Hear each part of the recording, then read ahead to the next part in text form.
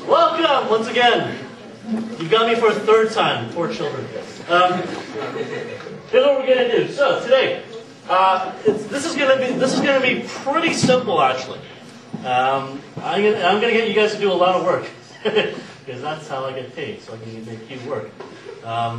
Anyway, we're gonna look at today this whole idea. This is kind of like part 2 of what we did a couple of times ago. Back in November, right? It was November that we did this.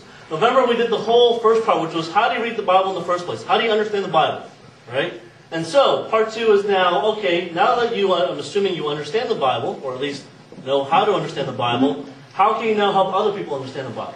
Essentially what a Bible study is, right? Is how do you help people to understand the Bible? So, quick review. Last time.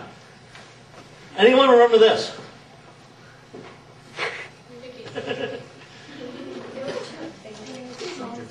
Yeah. Huh? What? Subject and composition. Subject and? Compliment. Compliment. Oh. What's the subject? The main question. It's a question. Question about what? Subject. Okay. Okay, and what does the compliment do?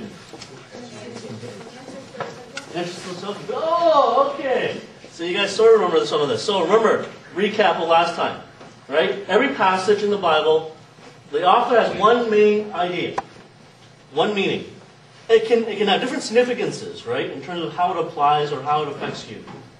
But the author's trying to get one thing in each passage. And like you guys suggested, there's 2 things, right? First, the subject. What is the topic that the author's trying to get to?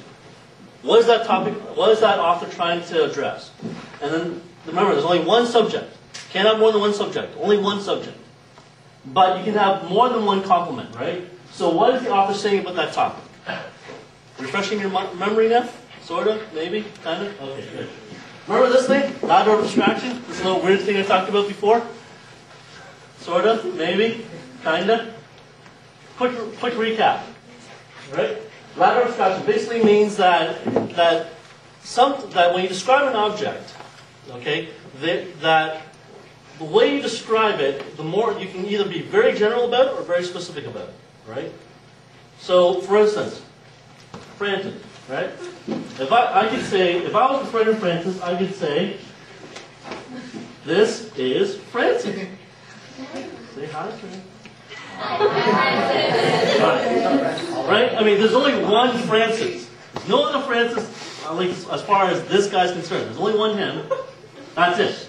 Right? This is about as specific as you can get. Now, let's say, for example, Francis is not here. But we'll let you stay. But let's say he's not here for a minute, right? So now, how do you begin to talk about it? Right? You can say, well, this guy named Francis Choi?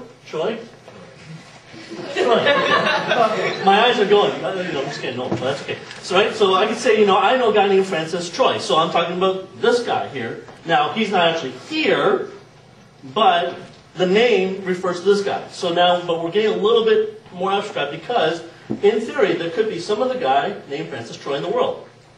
Right? Ever Google your name? I know I have. I found out there's an Alvin Lau who used to be like the president of a campus fellowship at U of T. I was like, okay, that's interesting. Right? And there's also another Alvin Lau who is great at badminton and stuff, yeah. And there's another Alvin Lau, all these other Alvin Laus in the world. Go figure, right? But when you say the name Francis Troy, right? It could be him.